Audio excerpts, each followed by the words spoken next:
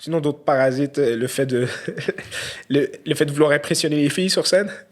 T'as eu ça? Un truc de jeune branleur. Là. T'as eu Oui. ça? Mais moi, j'ai une... Ça se manifestait comment? Mais j'ai une théorie selon laquelle l'art, ça appartient aux personnes laides. Là.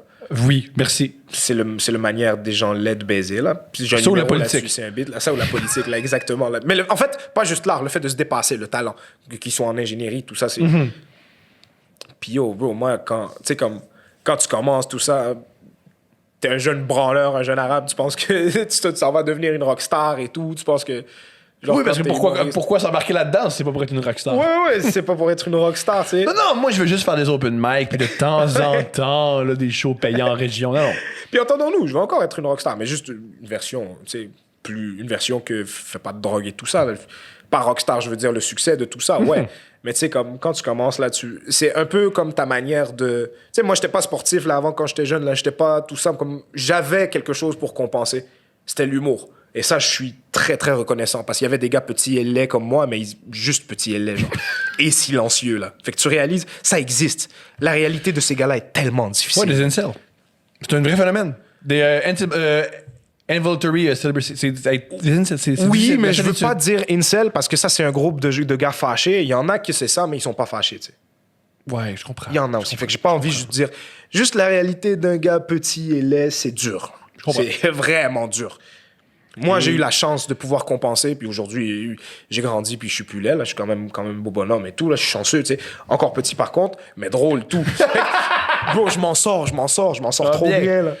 Mais tu sentais que mais comment ça se manifestait dans tes numéros ou ton attitude sur scène? Parce que c'est très difficile d'être J'étais poche. séducteur sur scène. On n'était pas... oui. Je veux dire, t'es pas voisine, là. Tu peux pas vraiment te séduire en la scène d'être comique, ça marche pas, là. Parce que quand tu fais ça pour baiser, il y a beaucoup de manières de spot qu'un humoriste fait ça pour baiser, tu sais. De un, il se donne toujours le bon rôle dans ses histoires. C'est toujours le gars qui a pensé à quelque chose d'intelligent à dire. Il y a quelqu'un qui était misogyne, puis lui, Puis ben là, je lui ai dit, puis je l'ai remis à sa place. Là, c'est ça qui prend des pauses pour les applaudissements. Ouais. Oui, c'est ça qui est.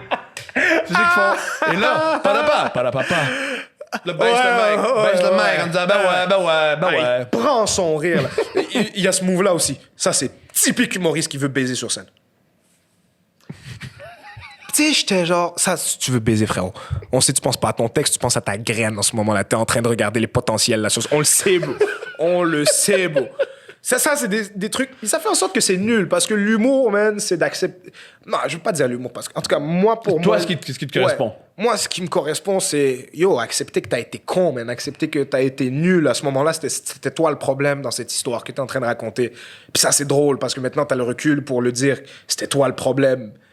Tu comprends? Comme ça demande d'aller dans des endroits qui vont pas te faire paraître comme le gars en contrôle, c'est avec la bonne chose à dire et tout, là, trucs qui vont te faire paraître un peu pathétique, bro, sur scène, tu sais. Ouais.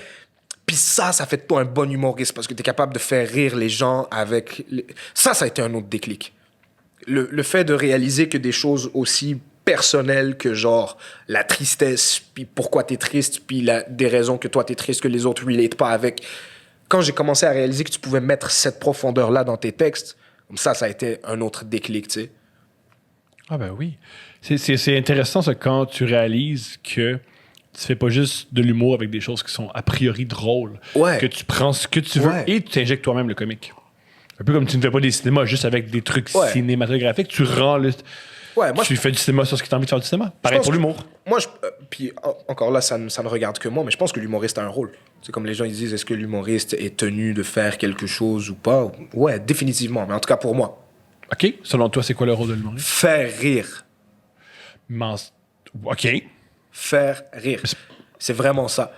Mais dans le sens où est-ce que c'est pas juste est-ce que j'ai été drôle, puis tu sais, les gens parlent de la dictature du rire, pour tout ça, mais moi, ce que je vois... pour moi, sur scène... Je comprends ce terme-là par...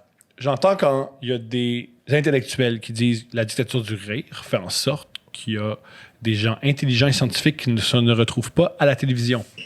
J'embarque. Je comprends, Je comprends ça. Je comprends tout à fait. Ou les musiciens qui font, mais nous, on n'a pas de place pour présenterait notre art parce que trop d'humoristes. J'entends ça.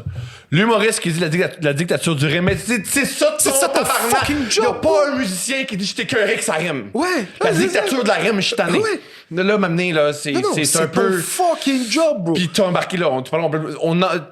T'as embarqué là-dedans. Là. C'est ça ton rôle. Moi, je veux pas tout le temps faire rire. Ben, reste chez toi, puis donne le mic à quelqu'un d'autre. Donne le fucking micro à quelqu'un m'amener. d'autre. Donne le fucking micro à quelqu'un d'autre. Crosby fait pas la dictature des buts. Oui, c'est ça. Moi, des fois, j'ai la beaucoup de patins. dictature. Regardez-moi. Oui, est-ce que tu vois un policier fucking bon, la dictature de sauver des vies, là, encore? Là.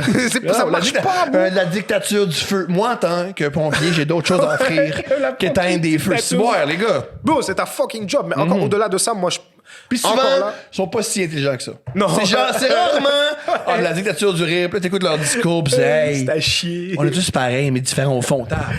T'es calice, bro. Ouais. Mais